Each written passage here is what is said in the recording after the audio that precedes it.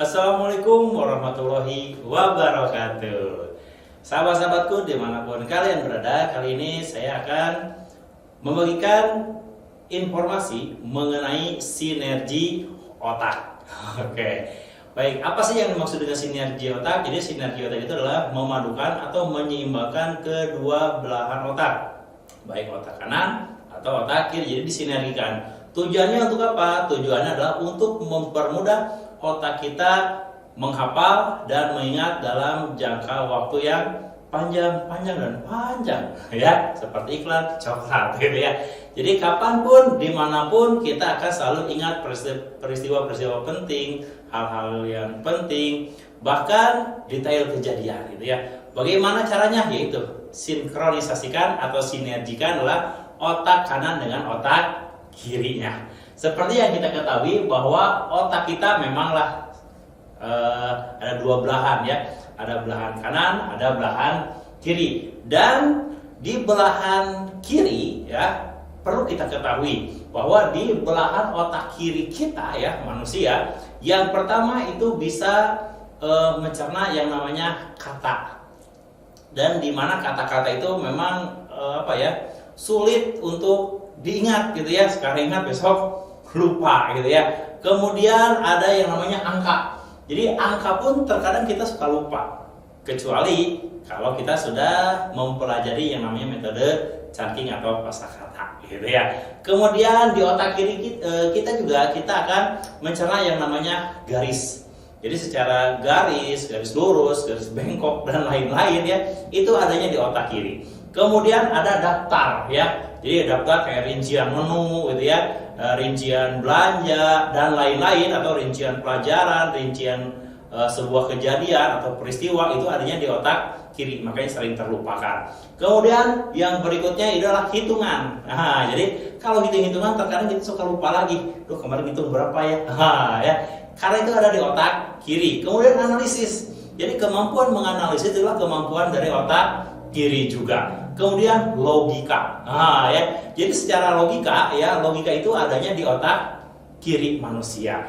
Dan di otak kiri ini sifatnya adalah ingatan jangka pendek atau short term memory, ya, atau ingatan jangka pendek. Ingatan jangka pendek. Sekarang ingat, besok lupa, atau sekarang ingat, besoknya lagi, minggu depan kita sudah lupa. Jadi tidak permanen gitu ya. Sementara belahan otak lainnya, yaitu otak sebelah kanan, itu sifatnya kebalikan kalau kita lihat, ya. Jadi dimana kalau otak kiri itu kata-kata, sementara otak kanan malah irama gitu ya, musik, nada gitu ya. Kemudian kalau di otak kirinya angka, maka di otak kanannya itu adalah bentuknya gambar gitu ya. Dimana ini sulit untuk dilupakan, irama, gambar. Kemudian yang ketiga warna. Jadi warna itu ada di otak kanan juga, di sebelah kanan, ya. Kemudian selain warna ada juga berbentuk imajinasi. Ya. Jadi kalau di otak kirinya berupa daftar, maka di otak kanannya imajinasi. Kemudian secara konseptual, ya, terkonsep, di mana di otak kiri itu hitungan. Kemudian dimensi, jadi ruang gitu ya. Kemudian melamun. Nah, ini yang paling mudah dilaksanakan otak adalah melamun. Jadi kalau otak kirinya tidak digunakan untuk berpikir, maka otak kanan itu kreatif gitu ya. Dia melamun gitu ya. Dan otak sebelahan kanan ini sifatnya adalah ingatan jangka panjang atau long term memory.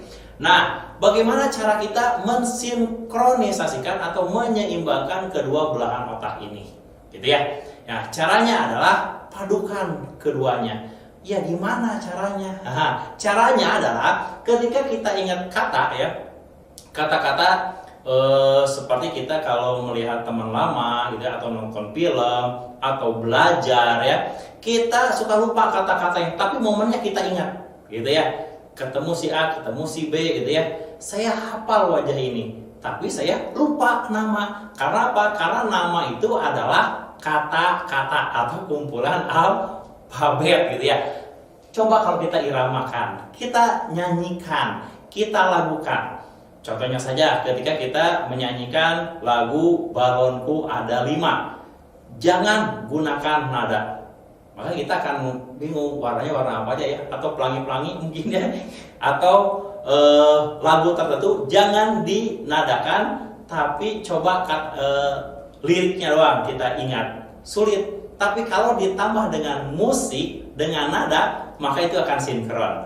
Nada dengan kata, jadilah harmoni. Makanya salah satu triknya yaitu ketika ada kata-kata, cobalah kita nadakan atau kita iramakan gitu ya. Begitu ya. Kemudian kalau kita lihat angka dengan gambar. Beberapa waktu yang lalu saya sudah pernah mengutarakan bagaimana caranya mengubah angka menjadi gambar gitu ya. Nah, angka kita convert gitu ya. Kita ubah menjadi sebuah gambar. Bagaimana caranya? Yaitu dengan menggunakan metode chunking atau pasak kata ya.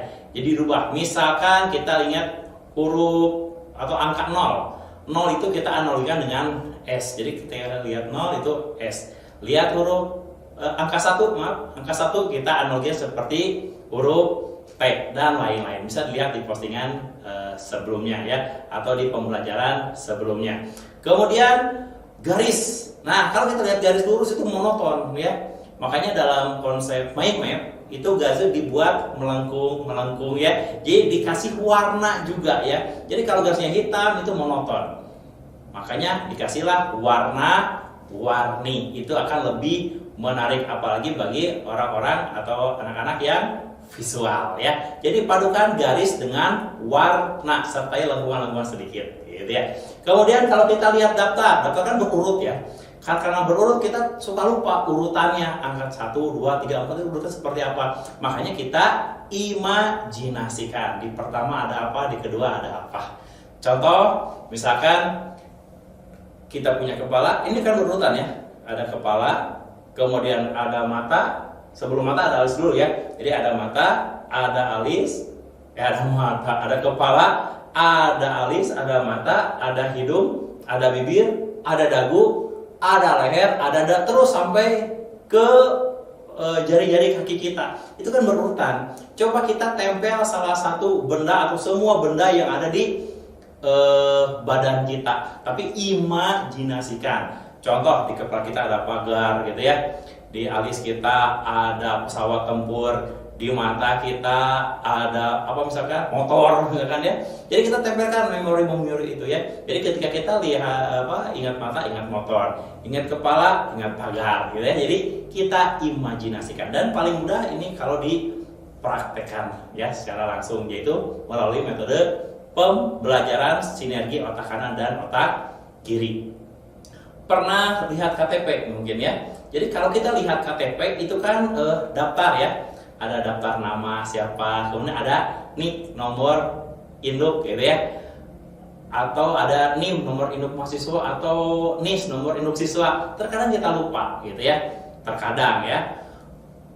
Bagaimana caranya? Kita imajinasikan angka-angka tersebut menjadi sebuah gambar, kemudian daftar tersebut kita imajinasikan angka-angkanya dan lain-lain. Nanti kita belajar bagaimana caranya. Kemudian hitungan. Jadi kalau ada hitungan, kita harus utamakan dengan konsep. Makanya muncul yang namanya rumus. Ya, dengan rumus yang sederhana bisa menyelesaikan berbagai macam persoalan. Karena kalau hitung manual biasanya lama dan suka lupa, gitu ya. Makanya muncullah rumus-rumus. Apalagi rumus yang paling pendek untuk menjawab yang paling panjang. Bagaimana caranya? Nanti kita belajar. Oke. Kemudian analisis itu harus diimbangi dengan yang namanya dimensi berhayal gitu ya. Logika dengan melamun. Jadi kalau kita berlogika, cobalah kita lamunkan gitu ya. Muncul ide, lakukan langsung. Muncul ide, langsung lakukan. Jadi jangan melamun, apa istilahnya, ngalir ngidul. Jadi melamun itu harus disertai dengan logika. Ingat ya. Itulah ada deh bagaimana cara mensinergikan otak gitu ya. Ketika ada yang nanya ke kita dan orang yang sudah lama tidak ketemu, kita langsung ingat, oh namanya si Anu gitu ya. Misalkan si Andrian, si Andi dan lain-lain ya. Ini kalau sudah seimbang otak kanan dengan otak kiri kita, apa manfaatnya bagi kita? Manfaatnya kita tidak mudah lupa dan kita akan selalu ingat pembelajaran. Jauh lebih mudah, kita tidak mudah lupa, apapun yang terjadi kita menjadi orang yang kreatif.